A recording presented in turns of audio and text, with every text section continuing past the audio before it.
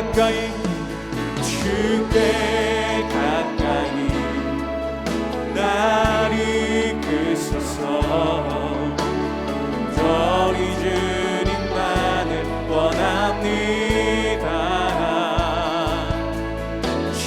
채워주소서. 주의 사랑은 신선한 찬양 드릴 수 있도록 목마른 나의 영혼 주를 부르니 나의 맘 만져 주소서. 주님만을 원합니다. 더 원합니다. 나의 맘 만져 목마른 나의 영혼 목마른 나의 영혼 주를 부르니 나의 맘 만져 주소서. 주님만을 원합니다. 더 원합니다. 나의 맘 만져 주님만을 원합니다. 주님만을 원합니다. 더 원합니다. 나의 맘 만져 주소서. 제8장.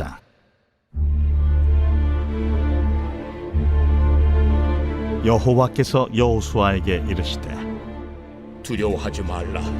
놀라지 말라. 군사를 다 거느리고 일어나 아이로 올라가라.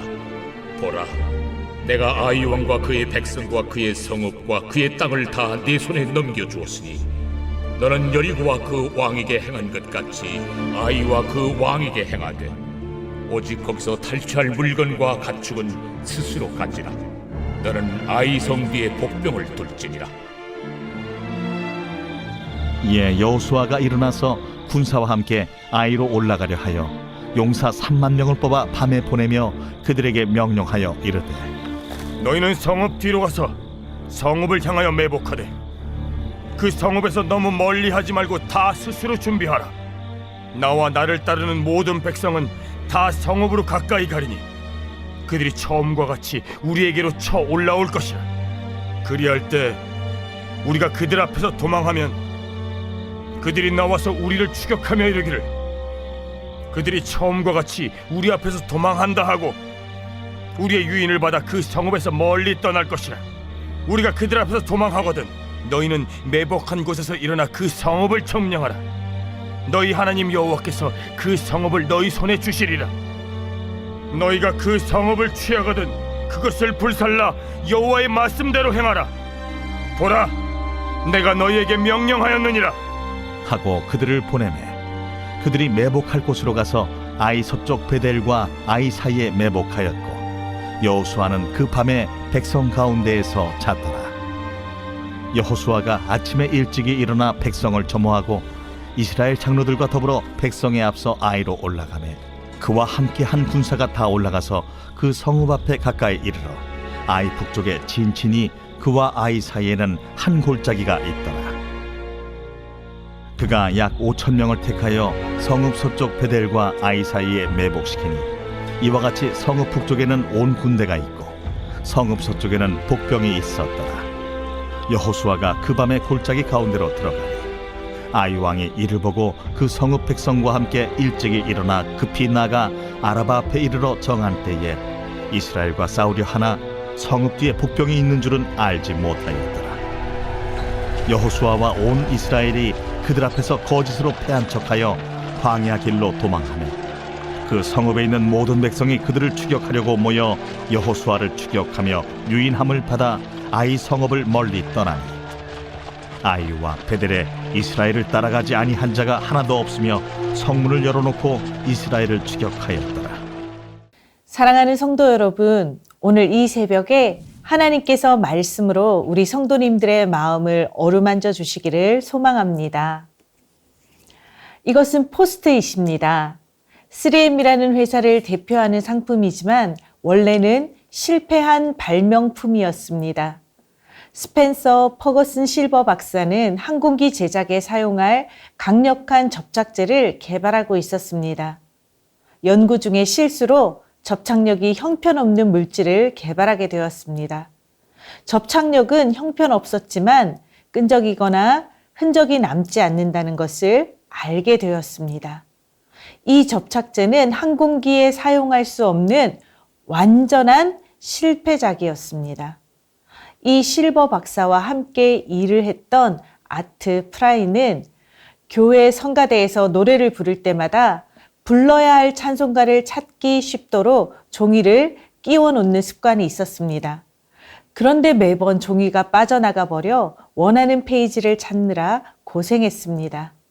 어느 날 아트 프라이는 실버 박사가 실수로 만든 형편없는 접착제로 만든 종이를 떠올렸고 찬송가 사이에 붙여도 떨어지지 않고 떼어도 자국이 남지 않는 포스트잇을 신제품으로 만들게 되었습니다.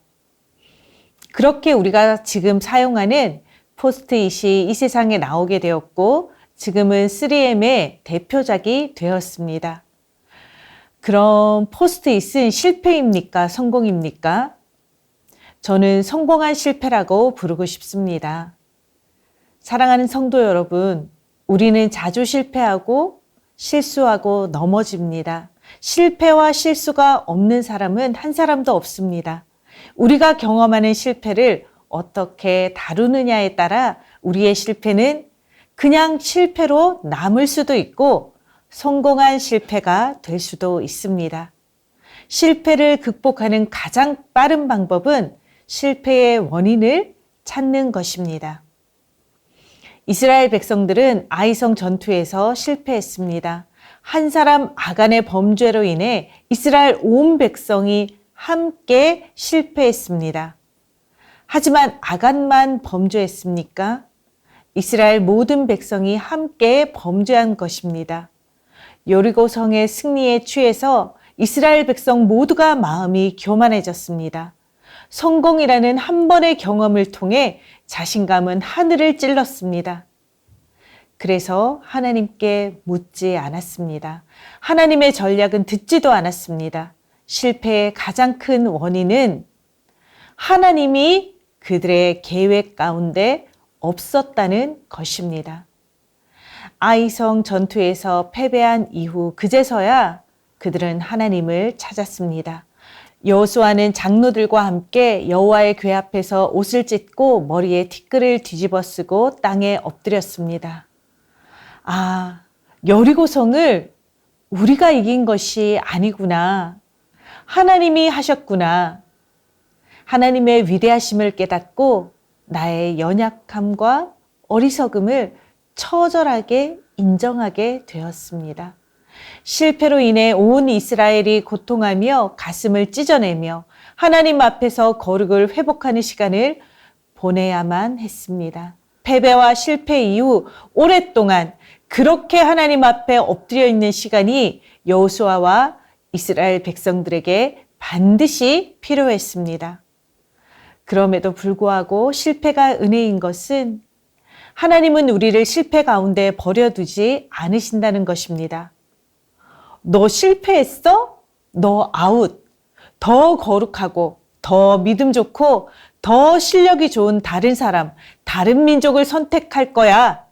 이런 하나님이 아니라는 것입니다. 하나님은 실패 가운데 하나님 앞에서 티끌을 뒤집어 쓰고 오랫동안 엎드리는 사람에게는 다시 시작할 기회를 주시는 분이십니다. 충분히 하나님 앞에 기도하며 엎드린 사람에게 하나님이 말씀하십니다. 1절 말씀입니다. 여호와께서 여호수아에게 이르시되 두려워하지 말라, 놀라지 말라, 군사를 다 거느리고 일어나 아이로 올라가라. 두려워하지 말라, 놀라지 말라. 어디서 많이 들어본 말씀 아닙니까? 여호수아가 지도자로서 첫 발을 내디딜 때 요단강을 건너기 전 하나님께서 주신 말씀입니다. 여호수아야, 두려워 말아라. 놀라지 말아라. 실패가 끝이 아니다. 나와 함께 다시 시작하면 된단다. 하나님의 파이팅의 말씀인 것입니다. 그리고 일어서라. 올라가라고 말씀하십니다.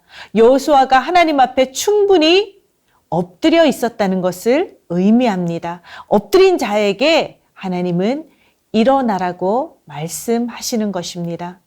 하나님은 엎드려 기도하는 자에게 다시 시작할 수 있게 일으켜 주시는 것을 믿으시기 바랍니다.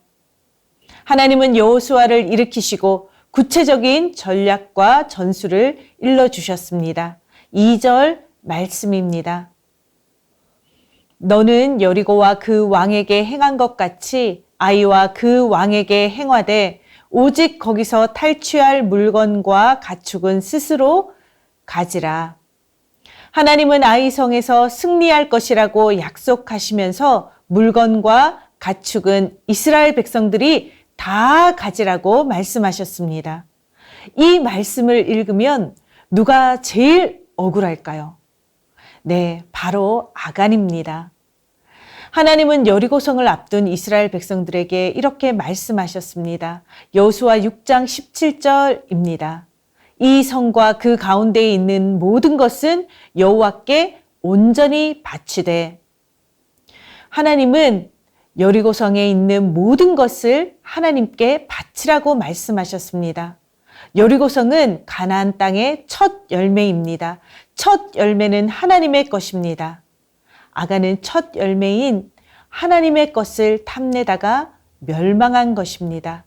첫 열매를 하나님께 온전히 바치면 하나님이 더 크고 풍성한 복을 부어주실 것입니다. 아간은 그 잠깐을 기다리지 못하고 참지 못해서 멸망한 것입니다. 하나님의 때를 기다리는 것은 결코 잃어버리는 것이 아닙니다. 우리가 조급함에 빠지거나 하나님의 성취를 믿지 못해서 스스로 앞당기려고 하면 불행을 만들어낼 뿐입니다. 먼저 그의 나라와 그의 의를 구하면 이 모든 것을 너희에게 더하시리라. 하나님은 우리에게 약속해 주셨습니다. 하나님은 우리가 주를 위해 참으며 믿음으로 기다릴 때에 가장 영광스러운 방법으로 차고 넘치도록 채우실 줄 믿으시기 바랍니다. 아이성 전투를 앞둔 여호수아에게 하나님께서 주신 전투 전략의 키워드가 있습니다. 바로 매복이라는 단어입니다. 하나님의 전략의 핵심은 매복이었습니다. 숨어 있으라는 것입니다. 여리고성의 전투 전략은 온 백성이 대낮에 드러나게 여리고성을 도는 것이었다면 아이성의 전투 전략은 한밤에 아무도 모르게 매복하는 것이었습니다. 여리고성의 함락 비결은 초자연적인 하나님의 개입이었습니다. 이스라엘 백성은 손끝 하나 건드리지도 않고 저절로 무너져 내리는 여리고성을 바라보기만 했습니다. 하지만 아이성은 달랐습니다. 한밤중에 3만 명이 아이성 뒤로 가서 매복하였습니다. 그리고 또 서쪽 베델과 아이성 사이에 5천 명을 매복시켰습니다. 그리고 마지막 그룹은 아이성 정문에서 아이성 군사들을 유인했습니다. 세 그룹의 군사들이 치밀하게 준비하고 순발력 있게 각자의 역할을 다해 전투에 임했습니다.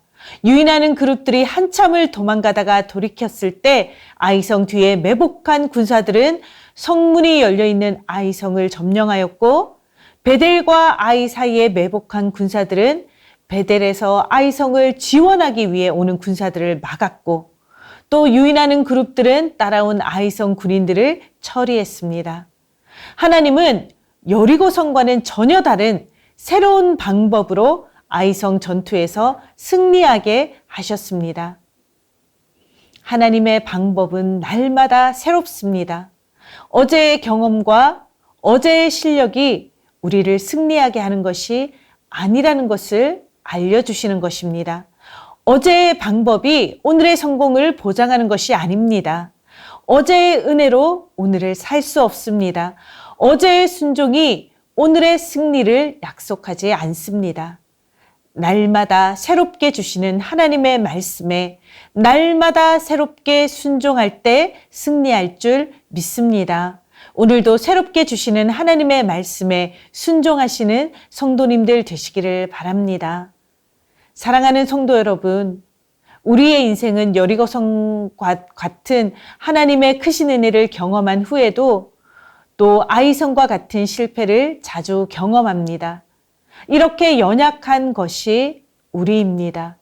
그럼에도 불구하고 하나님은 우리의 실패를 실패로 버려두지 않으시고 성공한 실패로 이끌기 원하십니다.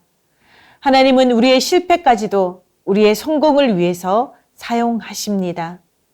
오늘 이 새벽에 우리의 실패를 회복시켜 온전한 승리의 삶으로 이끌어 주실 것을 믿음으로 하나님 앞에 엎드려 기도하며 약속의 말씀 붙잡고 순종하기로 결단하는 우리 모든 성도님들 되시기를 축복합니다. 함께 기도하겠습니다. 연약하여 자주 실수하고 실패할지라도 하나님 앞에 엎드리며 기도하게 하셔서 다시 기회를 주시는 하나님을 만나게 하소서. 아멘. 날마다 새롭게 주시는 하나님의 말씀과 하늘의 지혜를 읽고 듣고 순종하게 하시고 오늘도 주 안에서 승리하며 살게 하소서. 아멘. 내일 주일 예배에서 말씀을 전하시는 이인호 목사님에게 성령의 충만함을 주시고 모든 예배마다 하나님의 은혜가 가득하게 하소서. 아멘.